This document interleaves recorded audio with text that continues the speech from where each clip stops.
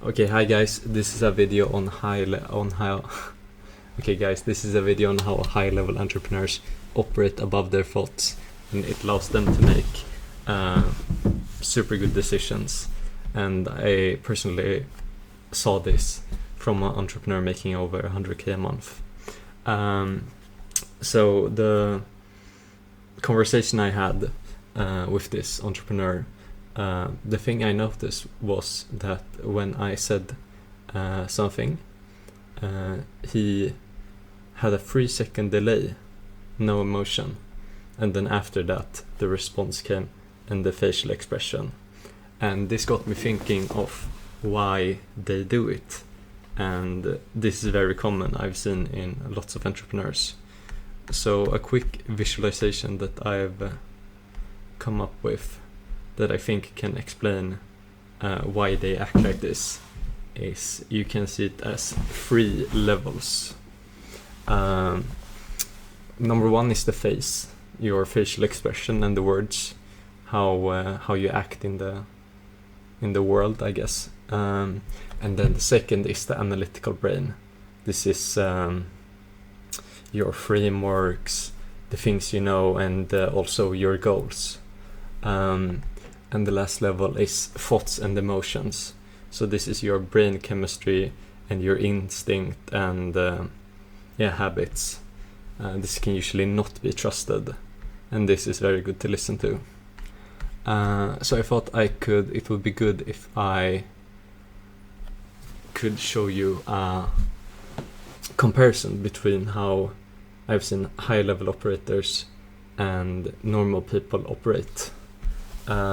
So what I've seen is that the input comes in, and you hear the words from the person, and you get the external stimuli.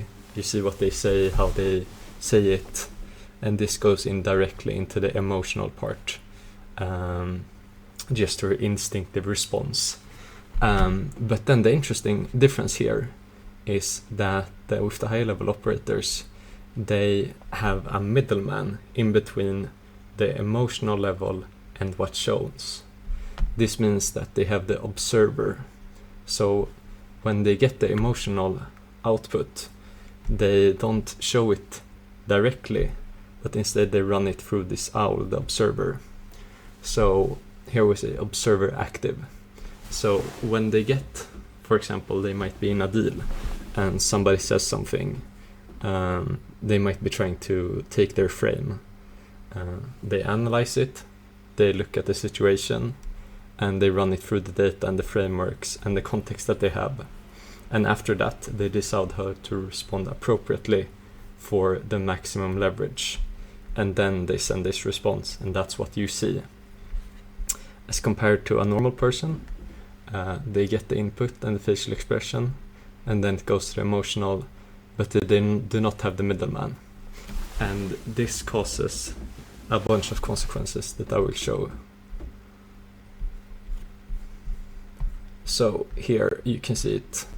Here's what I explained earlier. The inputs come in and the operator sort of analyzes it before he shows them, compared to a normal person, and it goes directly to the face.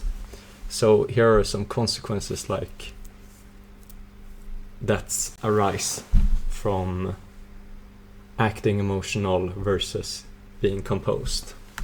So the main thing, if you take analytical, you make better decisions, you keep frame, this is very important in deals, and you add leverage, and you're able to withstand pressure. And the con might be that you seem a bit unempathetic. But on the lob side, if you just act out your emotions, it can allow for some fully human, genuine moments, and you might be able to live more in the presence. But the negatives are that you can make rash decisions. This can be such things as things that can lose your life, money, or relationships. In business especially, you can lose leverage. You can say stuff that worsens the deal. You can lose frame, maybe lose respect. and under pressure you're not able to withstand it and make the next logical move, which then increase your likelihood to fail. So how do you identify the thoughts easier and are able to steer with your goals and use your analytical brain? I found something very interesting from Bryan Johnson, the guy that's trying to live forever, and he uses the multiple archetype framework. So his framework for achieving the best sleep score in the world, and this is applicable to anything you try to pursue, is that the first step is to identify the archetypes you have. This can be you have an ambitious you have an anxious you have an insecure you might have a horny you. And when you're able to identify them, the thoughts don't seem like you can see it, oh, this is this archetype acting out. And how he acts is that during the dedicated amount of time, so for example when it's 10 p.m. and you have to sleep, then it's sleep you that decides, and none of these other characters can make any decision. And this is non-negotiable. And the free step, when you have the sleep you that decides, and let's say ambitious you says, oh, we should mail this person, or we should do this, then you simply listen to this and say, oh, I hear you, that's very reasonable, but right now we have to sleep and we can do it 10 a.m. tomorrow. And this makes it so the ambitious one goes away and you regain control. So this is the result. The main archetype keeps control, and planning the specific time keeps the distractions and thoughts satisfied, and over time you don't get these intrusive thoughts. So I also have like an image, a visualization of how it may look. So this is all the characters. You have the anxiety, the sleep, the ambitious, the horny version, and let's say it's 23 or 11 p.m. and it's time for bed, and this is when sleep you decides. But then horny you comes and say, I want to goon, and then you say, I hear you, but I'm in control, it's time for sleep. And then you say, okay, but let's book it in this next day, does that sound good? It says, okay, sounds good, I agree that time. And the end result is that this version leaves and you keep control, distraction is satisfied and it leaves, and your discipline increases over time. And in many cases also, if this is some sort of instant gratification or something that's bad for you, when this booked time arises, you might not even feel the need to do it.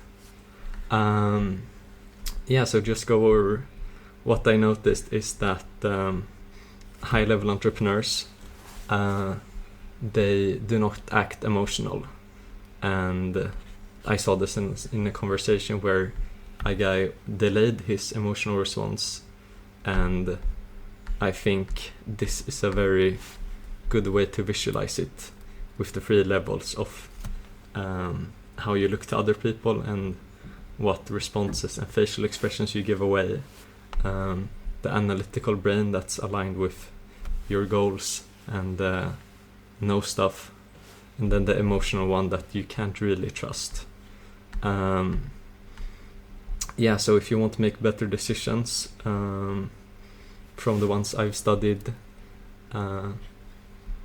instead of acting directly on your emotions, have like a middleman that looks through it and decides, okay, is this aligned with my goals?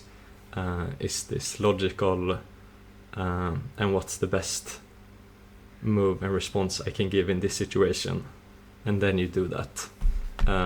And that lets you both avoid negative effects and you increase likelihood of success. And then this is a very good way to navigate when you have these distractions and thoughts, you name them, and then you book in a certain time slot, they leave, you gain control. And yeah, that was it. Thanks for watching.